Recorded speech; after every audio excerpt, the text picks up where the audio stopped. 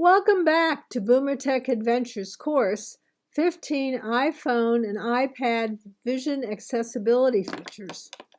These 5 videos and the other resources you'll find in your pamphlet demonstrate how you can personalize your device to address your specific vision needs. Again, we suggest you watch these videos at your own pace with your device by your side. That way you can easily follow along. Also, you might want to consider stopping the video after each topic and try the feature out. Let's go on and start video number 2. Video number 2 is going to focus on how you can adjust the screen of your device, whether it be an iPhone or an iPad, to meet your specific vision needs. We're going to look at 3 topics: display and brightness, that which we will find in settings; display and text size, which we will also find in settings, but it is under the accessibility option. And we're going to look at home screen wallpaper. So let's start with display and brightness, one of the key settings that are on your iPhone and iPad. So when you open your device, you are going to look for the term display and brightness, and if you look at the image to your right of the text, you will see display and brightness. Now, you know, on your iPhone, you're not going to see the options. You're just going to see the list, and then you tap on it and you'll see your options. Now, your first option is, do you want a light or dark background? There's some advantages and disadvantages. First, an advantage to a dark background is it does reduce glare, and for some people that will make reading easier. However, there are a couple of disadvantages. One, our pupils will dilate when we use a dark background, and for some that make letters a bit fuzzy. Also, with folks with astigmatism or myopia, borders can be less defined or more fuzzy, and so that may not be a benefit. But you need to try it out. And don't just do it for a minute. Try it for a day and see if one or the other of the backgrounds makes reading and using your device easier.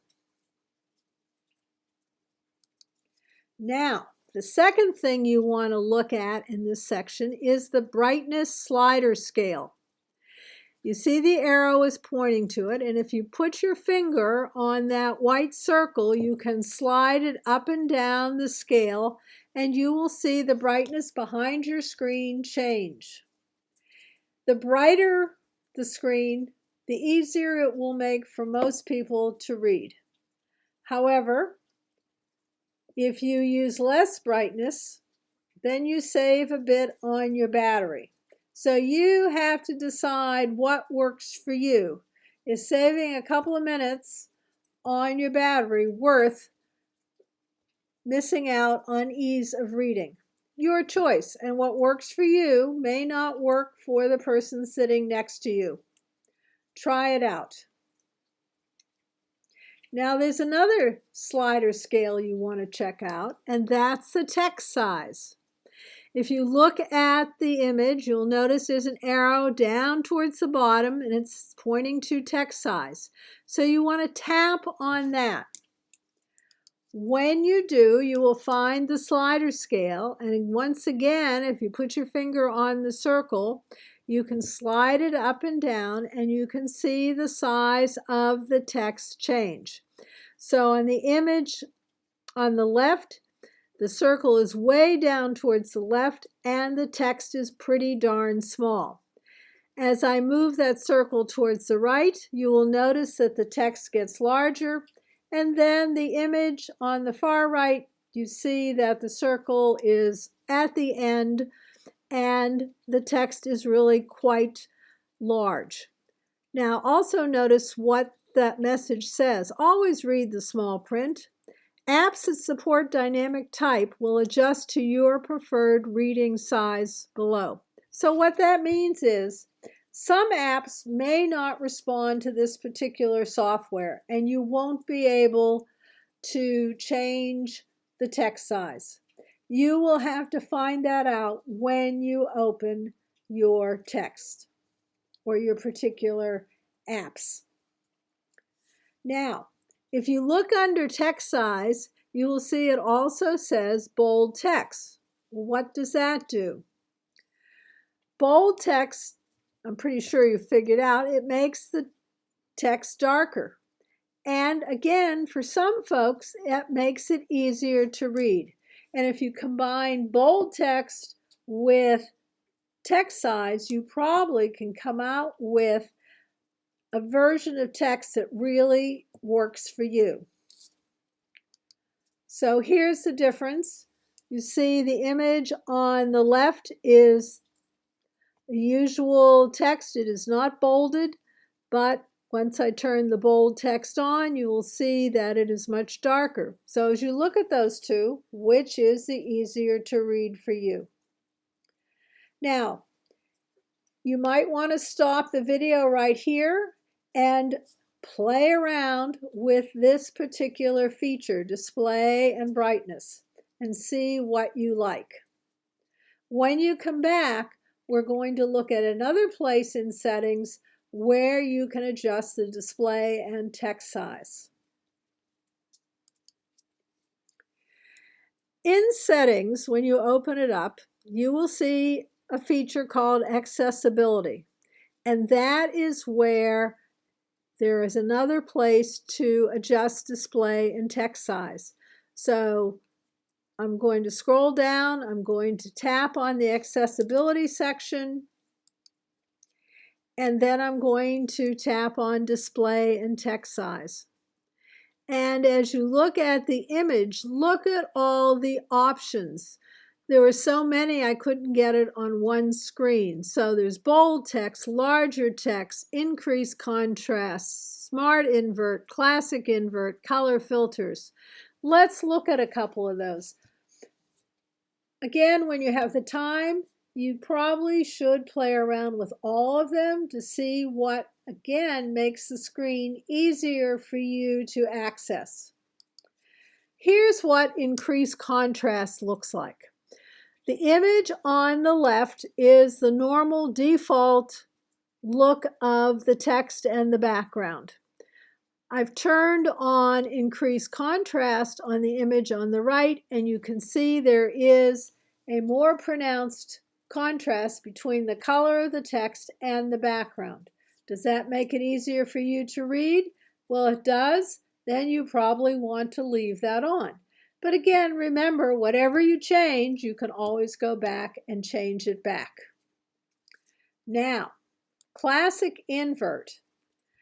What this does is it reverses the color of the text in the background. So on the left, you see the typical screen, a light background with black text.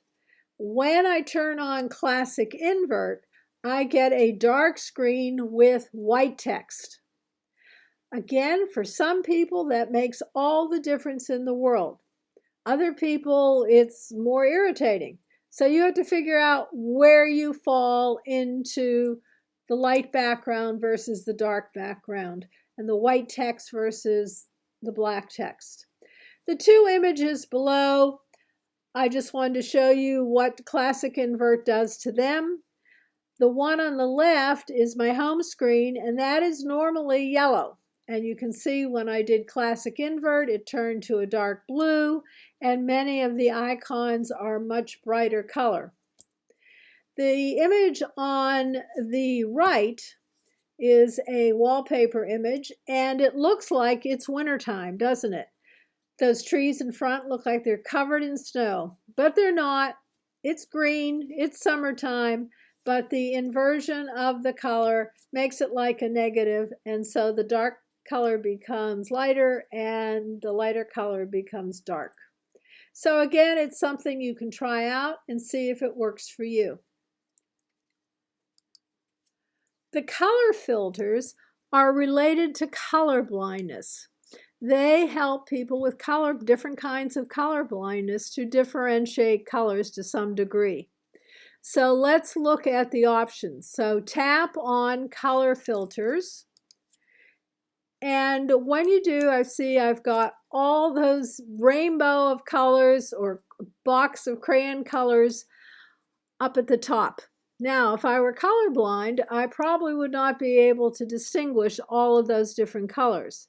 So there are some filters, and you can see them listed below. I can go to grayscale and not worry about the colors at all. I can use the red and green filter, the green-red filter, the blue-yellow, etc. So if color blindness is an issue for you, you may want to spend some time in this section and play around with those different options to see whether or not they help you distinguish colors or not. Now, I have got a shot here of what grayscale looks like. And so if I tap on grayscale, you see on the left that all the colors are muted. I don't see that rainbow or box of crayon colors at the top. They're all shades of gray and black. And the background is more gray. And then the image on the right shows you what it does to a home screen. And again, my home screen is a bright yellow. That yellow may be distracting to some folks, so the grayscale makes it easier for them to use their device. Once again, you have to figure out what works for you. Now, we're going to move on to the last section of this video, which is wallpaper. And no, we're not going to wallpaper your parlor. This is all about what is on your home screen and your lock screen. And there's just 3 words I want you to remember. Keep it simple. If you look at those 2 images, the image on the left is a fun image, but look how difficult it is to read the text. And if you have any kind of vision issue, like before I had my cataract surgery, that would have been very hard to decipher what that text said. However, the image on the right, which is more simple, is simply a solid color except for those fluffy clouds. It is very easy to read the text, and I can read the temperature and the time. So that is what we're going to talk about, is how do you have kind of a neat wallpaper screen, but keeping it simple. So you can change your wallpaper as often as you want, but again, keep it simple. So you open Settings, and you go down and you tap on Wallpaper. Now the image on the right again is an iPad, and you see when I tap on Wallpaper, you automatically can see on the right-hand side your options. You know, on an iPhone, you just see the column. You have to tap on your choice, and then you see your options, which you see here in front of you with the left image. Now, you can have 2 different images, one for your lock screen and one for your home screen, which is pretty cool. So, when you get into setting your options, it says add a new wallpaper. That is the phone. And on the other one is the iPad, only I have it in portrait rather than landscape. And you see that you're going to have some options. One, you can have photos from your Photos app. You can choose people from your Photos app. You can do a photo shuffle, which means the software will automatically change the pictures in some type of routine. And in the middle, you see there are different designs. Again, you want to keep it simple. That red and pink and yellow one is pretty, but again, try to imagine reading the text in there. And then they will suggest some photos. So again, stop the video, play around with your wallpaper, find one you like, and remember, You can change it tomorrow if you're tired of it. As we come to the end of this video, I just want to remind you of a couple things. And the first one is what I will say in every single video: you have options that make using your device easier for you. And those options may not be the same as your best friend, your grandmother, your spouse. Everybody's going to offer you advice, but you need to figure out what works for you. Suggest you try both the light and the dark background and see if there's any difference. Remember that settings can be changed, and then they can be changed back if you're not happy with the result. The text of the size of the text is easy to control with the slider, either in display and brightness or in the accessibility. You should avoid cluttered wallpapers, and again, really suggest you experiment with the different contrast settings and the other settings to find the best combination for you. As we come to the end of the video, I want to thank you for watching. This has been Jill from BoomerTECH Adventures, and once again, I invite you to check out our webpage at BoomerTECHAdventures.com. We hope you'll subscribe to our YouTube channel, where you will find over 150 free videos. We're on Facebook, and check us out. And last thing to remember is, should you have a question, all you have to do is send that question to ed@boomertechadventures.com, and we will get back to you as soon as possible. And remember, that email address is in your pamphlet, so you might want to circle it so you can find it easily. Thanks for watching, and I'll see you in the next video.